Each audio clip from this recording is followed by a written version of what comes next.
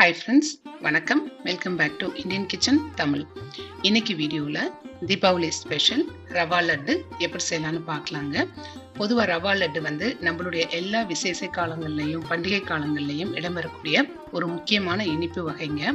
நம்ம செய்யக்கூடிய இந்த ரவா லட்டு வந்து ரொம்ப ரொம்ப சுவையாக இருக்கணும் அப்படின்னு சொன்னால் அதுக்கு சில டிப்ஸ் இருக்குங்க.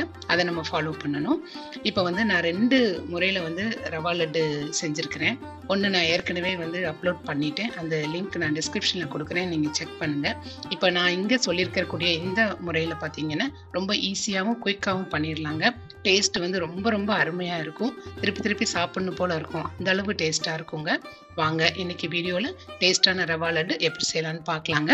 அதுக்கு ஒரு பேனில் 1 டேபிள் ஸ்பூன் அளவுக்கு நெய் சேர்த்துக்கோங்க. நெய் உருகுனதும் ஒரு 15 போல் முந்திரி பருப்பு இந்த மாதிரி சேர்த்துட்டு அதை பொன்னிறமாக வந்து வறுத்துக்கோங்க. கருகிடக்கூடாது. இந்த அளவுக்கு வறுத்துட்டு அதை ஒரு சின்ன பவுலில் இந்த மாதிரி எடுத்து வச்சுக்கோங்க. இப்போ அதே நெய்யில் வந்து ஒரு 10 போல் கிஸ்மிஸ் பழம் சேர்த்துக்கோங்க. உலர் திராட்சை அதையும் வந்து நல்லா இந்த மாதிரி வறுத்துட்டு அதையும் வந்து தனியாக இந்த மாதிரி ஒரு கிண்ணத்தில் எடுத்து வச்சுக்கோங்க. இப்போ வந்து மீதி இருக்கக்கூடிய இந்த நெய்யிலையும் 1 கப் அளவுக்கு ரவை சேர்த்துக்கோங்க. இது வந்து 1/4 கிலோ அளவு இருக்குதுங்க.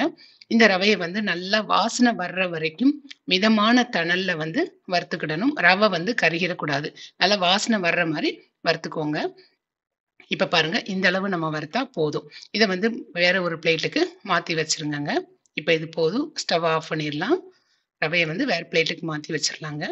இப்போ அதே பேன்ல 1 டேபிள் ஸ்பூன் வரைக்கும் நெய் சேர்த்துருங்க. நெய் சேர்த்துட்டு 1 கப் அளவுக்கு தேங்காய் துருவல் சேர்த்துக்கோங்க. சேர்த்துட்டு அதை இந்த மாதிரி நல்லா இளம் வறுப்பா வந்து வறுத்துக்கோங்க. லேசான ப்ரௌன் கலர்ல வரணும். வறுத்துக்கோங்க. நல்லா மணமா வர்ற வரைக்கும் வறுத்து எடுத்துக்கோங்க. இப்போ அந்த பேன்லேயும் 1 கப் அளவுக்கு சர்க்கரை சேர்த்துக்கோங்க. அதாவது 1 கப் ரவைக்கு 1 கப் சர்க்கரை வந்து கரெக்டா இருக்கும்.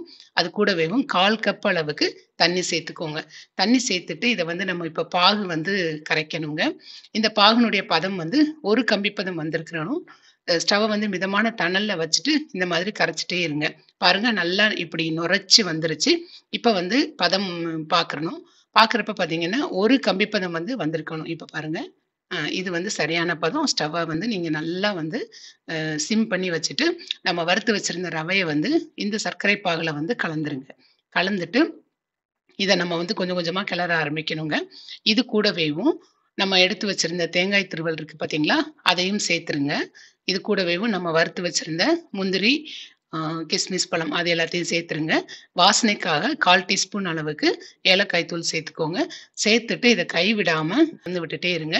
இது கொஞ்சம் கொஞ்சமா வந்து கட்டி போடுங்க. ஒரு 2-3 நிமிஷத்துலேயே வந்து இது நல்லா கட்டி ஆயிரும்.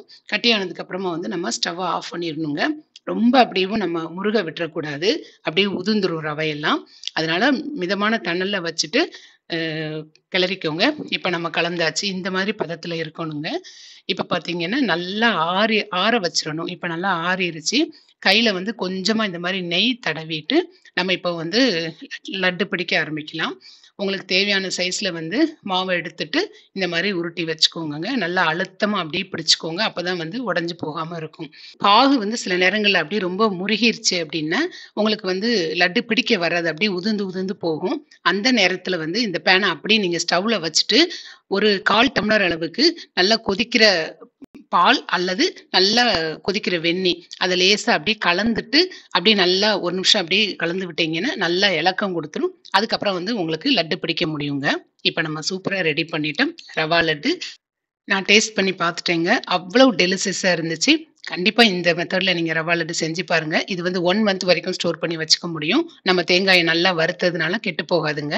இந்த வீடியோ உங்களுக்கு ரொம்ப பிடிச்சிருந்துச்சுன்னா மறக்காம இந்தியன் கிச்சன் தமிழுக்கு சப்ஸ்கிரைப் பண்ணுங்க. தினம்தோறும் தினம்தோறும் திருமண விருந்து உங்கள் இந்தியன் கிச்சன் தமிழில். தேங்க்யூ.